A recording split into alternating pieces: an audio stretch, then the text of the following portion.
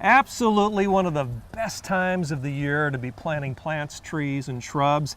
We're in Niles, Michigan, and we're going to be talking about landscape renovation today, featuring Dwarf plantings. And Mark, I tell you, this couple we're going to talk about and talk with later on in the program, what a sweet pair, aren't they? Oh my goodness, the relationship goes way back, especially with Miriam. This is a second home that we've done for her, and first home, they're actually newlyweds, and first time with her and her husband. And they're chatting off to the side with Charlie right now. I know Charlie Clark has meant so much to them, and certainly to Linton's. The job he does is just unbelievable, isn't it? And this is a beautiful example of his work. Yeah, great. Well, let's start talking a little bit about what you've done out here in this landscape renovation, and maybe at home you're going to get some tips to maybe apply it to your own property. And Mark, you're going to start with the maple over here, aren't you? Yes, so the goal here was low maintenance. Yeah, and right. The way we achieve that is through several things. Craig, we start out with all dwarf plantings. Dwarf plantings are things that are very slow growing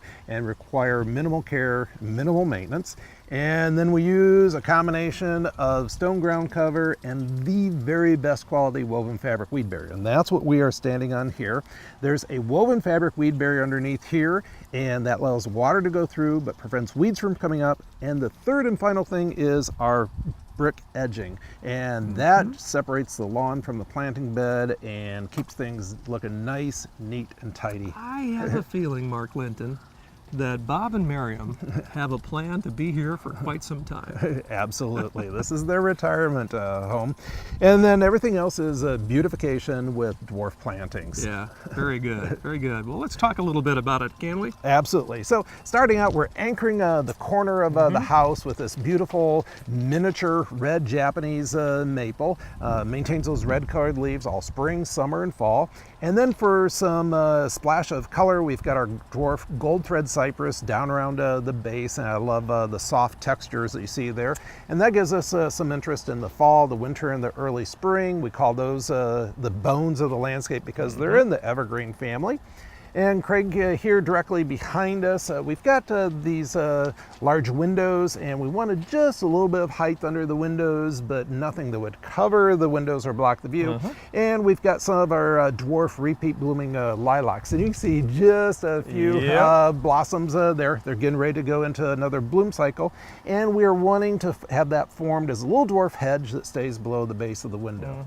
They love wildlife, they love birds, don't they? Absolutely, and so we put this here, and we've got a bird feeder patio down below. We have put some flat rocks there, and that makes it very easy to clean up any of the debris that falls from the bird feeder. Sure, sure. We're going to find out a little bit later what they like most, but I have a feeling they like a lot of what's going on here, don't they? They do. And so we always like to create a layered look, and what you see going on here, we have a little bit of height in the back with the dwarf lilacs. Then we've got globe blue spruce, again for some fall and winter interest, and then our low maintenance drift roses, which continue to bloom all spring, summer, and fall, putting out over 2,000 blooms per season. That's a lot, by the way. It is.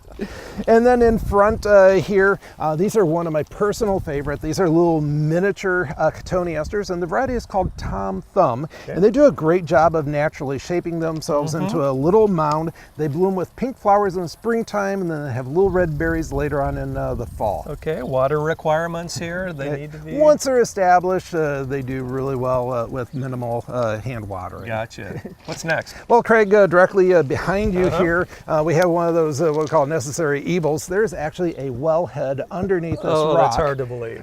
This is one of our fiberglass rocks, and actually you're welcome to stand on it. It's pretty tough. It's not going to blow away. And it does a great, there you go. Hey, ta-da! Yeah, it does a great job of camouflaging it, and then if you ever need access to the wellhead, just lift it up, and it's not heavy. Easy breezy. But you don't want to try lifting this one up here because this is the real thing. Real one. Yeah, and I love how the colors just blend together. Now you're going to see some balance and symmetry here. What you see on one side matches the other side, and perfectly in line with the windows. And then to break up the space in between the windows, we've got a beautiful red Japanese Japanese lace leaf maple. And this features these beautiful fine serrated leaves that maintain the red color all spring, summer, and fall. And a nice tie into what we started with over there, right? Absolutely. Yeah, great. What else here, Mark? Well, to the viewers right here, the homeowners have this built-in planter. This is something that they continue to plant with annual flowers every year. They've done a beautiful job with just a nice array of color. And then, Craig, we're wanting to tie in with the other side of the landscape, the globe blue spruce that you saw down there. We're using a globe blue spruce patio tree just for a little bit of height here. Again, incredibly low maintenance for a tree. This will never get much taller than 4.5, 5 feet in height, and just some occasional pruning with the top or the crown of the tree. Now, obviously, you come to a property like Bob and Miriam's to do the entire landscape renovation, but you know, every one of these plants, trees, and shrubs that you've talked about, you can actually get back at the nursery, right? We grow them at our nursery in Bristol, and they're available at our Home and Garden Center.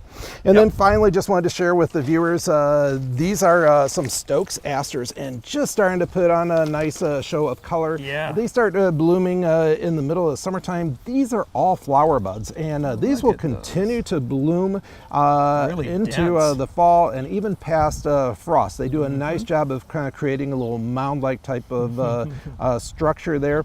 And very simply, just when it turns brown in the fall, you cut it down. All right.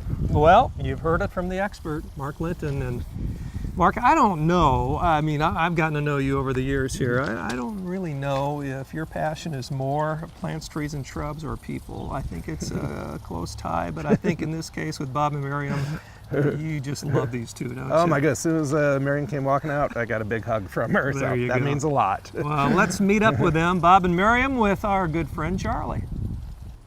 Bob and Miriam are the homeowners here in beautiful Niles, Michigan, and we have featured an outstanding looking landscape renovation. And Bob, Miriam, I bet you're quite happy about what Lintons have done out here, huh? Yes, it's a fantastic. The whole area here, just the design was laid out just perfectly. We did have to change a couple of plants because we didn't like them, but the substitutes were just great. You know, Mark asked you ahead of time what your favorite part of all of this was, and if you could just repeat in detail exactly what you told him. Can you do that, Bob? Sure, very short and sweet. Everything is great. Looks great.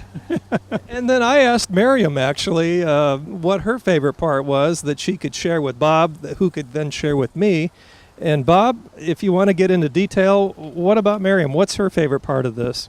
Well, I think she would agree everything is great also, but we love the lilacs that bloomed this year. The first time they bloomed a little bit last year after they put them in because it was late fall before we did it. But then this year they were just beautiful. The whole thing was just beautiful. And the flowers, the roses are on their second blooming right now. The first ones were just as beautiful also. So just everything has just come out great.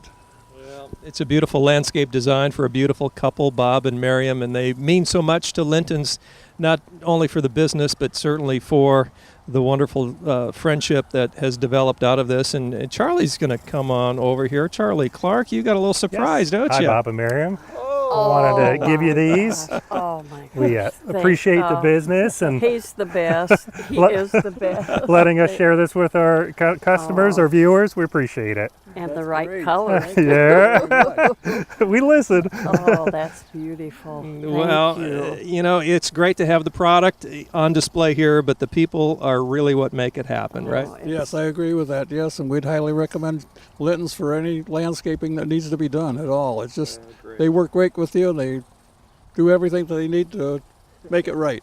Thank you so much, I Bob. agree. They're wonderful. Thank and you. Charlie, you can't beat him. Can't beat Charlie. You know, we hear that every single week. You can't beat Charlie. Well, we've got much more coming up on the program. We got a break for a commercial. We'll be back in just a moment, so stay tuned.